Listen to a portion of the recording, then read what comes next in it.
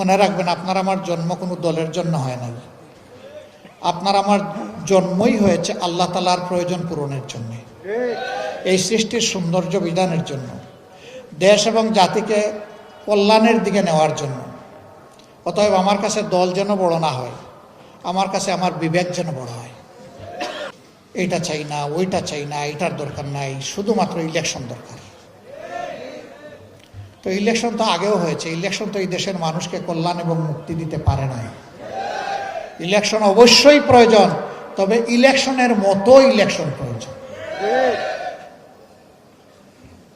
ওই পুরানো স্টাইলের ইলেকশন দিয়ে দেশে কোনো কল্যাণ কেউ দিতে পারবেন না, এটা ইম্পসিবল।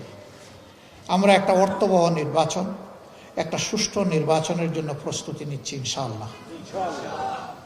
এই ক্ষেত্রে বন্ধু সকল সংগঠন, সকল প্রার্থীর যারা কর্মী, সহযোগী, নেতৃবৃন্দ, সবাইকে আমরা অনুরোধ জানাবো, রাজনীতিটা রাজনীতি দিয়ে যেন হয়, রাজনীতিটা যেন নীতি দিয়ে হয়। রাজনীতিতে নেমে আমরা যেন কাদা ছুড়াছুড়ি না করি,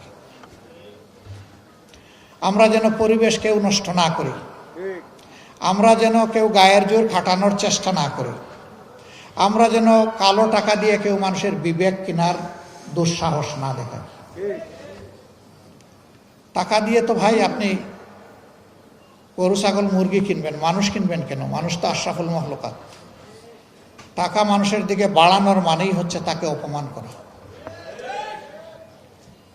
এরকম কেউ মেহেরবানি করে করবেন না, আমরা তো করার প্রশ্নই উঠে না, এটা আমাদের প্র্যাকটিসে নাই, আমাদের চিন্তায়ও নাই, কল্পনায়ও নাই, আমরা এটাকে ঘৃণা করি।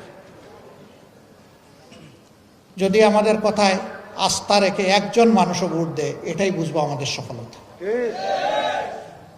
আর আমাদের উপরে যদি আস্থা না থাকে আর সব ভোট যদি কিনে এনে বাক্সে আমরা ঢুকিয়ে দিই, এটা আমাদের নির্লজ্জ ব্যর্থতা।